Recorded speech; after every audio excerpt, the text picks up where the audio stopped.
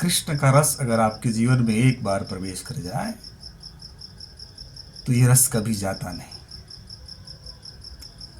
कृष्ण भक्ति में आपका एक बार प्रवेश हो जाए तो उससे निकलने का रास्ता नहीं है।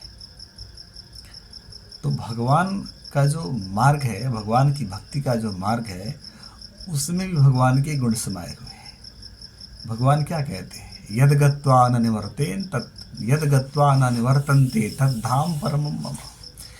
तो जहाँ जाने के बाद पुनः लौटना नहीं होता वही मेरा परम धाम है। तो भगवान के मार्ग के संबंध में भी यही बातें एप्लीकेबल है। अगर एक बार आपने भगवान के पथ पे कदम रख दिया तो कदम वहाँ से कभी फिर लौटते नहीं हैं। एक बार एंट्री हो गई आपकी, एक बार आपका प्रवेश हो गया तो आप कभी लौट नहीं सकते। आप पुनः उससे अपने आप को बैक नहीं कर सकते, आप कर ही नहीं पाएंगे। ये उस पथ का स्वभाव है, यह उसका नेचर है। समझ गए? इसलिए ढंग से सोच समझ के भगवान के पग पर, specially in case of Shri Krishna, रखना। क्योंकि एक बार जब कृष्ण रस जीवन में आ गया तो वो रस कभी घटता नहीं, वो रस कभी जाता नहीं। वो रस धीरे धीरे गहरा ही होता जाता है। वो इतना गहरा होता जाता है कि कृष्ण रस के सिवा कोई अन्य रस जीवन में बचता नहीं। संसार रस तो सदा सदा के लिए ही विलय हो जाता है, शून्य हो जाता है, और कृष्ण रस ही रह जाता है, वो भगवत रस ही रह जाता है। इसलिए अगर आपको सांसारिक रस की कामना है, संसार की कामना है, संसार के सौंदर्य की कामना है, तो कृष्ण से बचना। और भगवत्ता की कामना है तो कृष्ण को बस एक बार प्रेम से देखना। कृष्ण आपको कैप्चर कर लेंगे, कृष्ण आपको कैच कर लेंगे, कृष्ण आप पे बिल्कुल एकाधिकार कर लेंगे, आपको बिल्कुल छोड़ेंगे नहीं, आपको अपने आप में समाहित कर लेंगे।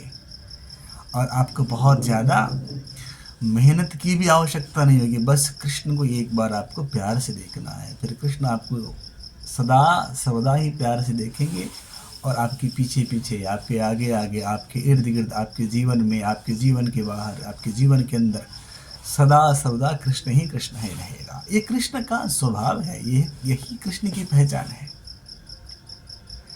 कृष्ण सर्वोत्कृष्ट आकर्षण है। कृष्ण क्या है? आकर्षण है। वह आकर्षण जिस आकर्षण में संपूर्ण तारामंडल, संपूर्ण नक्षत्र मंडल, सारी सृष्टि, सारी आकाश गंगाएं एक सूत्र में बंधी हुई है, एक नियम से चलती है, एक अनुशासन में चलती है। उसी आकर्षण का नाम कृष्ण है, उस आकर्षण का नाम भी कृष्ण है। वह जो आकर्षण है वही तो कृष्ण है।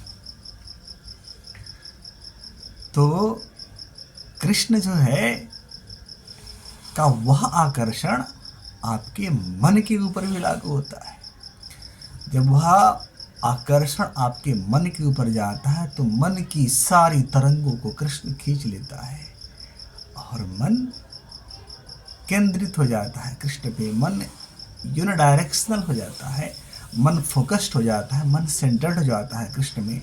और धीरे धीरे मन को खींचता हुआ कृष्ण मन को विलय कर देता है, मन निर्मल हो जाता है। और यही तो अवस्था है जो एक योगी चाहता है, जिसके लिए योगी अभ्यास करता है, जिसके लिए गहरी से गहरी साधनाएं, कॉम्प्लेक्स जटिल से जटिल साधनाएं एक योगी करता है। तो किस लिए करता है? मन के विलय के लिए करता है। मन के विलय के बाद ही तो एक स्वाभाविक गति, एक स्वाभाविक जीवन है, रियलिटी में आपका प्रवेश है। जहाँ है मन वहाँ है प्रतीति। मन के साम्राज्य में रियलिटी नहीं है, मन के साम्राज्य में क्या है? प्रतीति है। और कृष्ण की जब दृष्टि पड़ती है आपके ऊपर तो मन का विलय हो जाता है। तो मन के विलय होते ही वास्तविकता का, स्वाभाविकता का, स्वरूप का ज्ञान हो जाता है। तो ये कृष्ण की क्या है? ये कृष्ण की विशेषता है।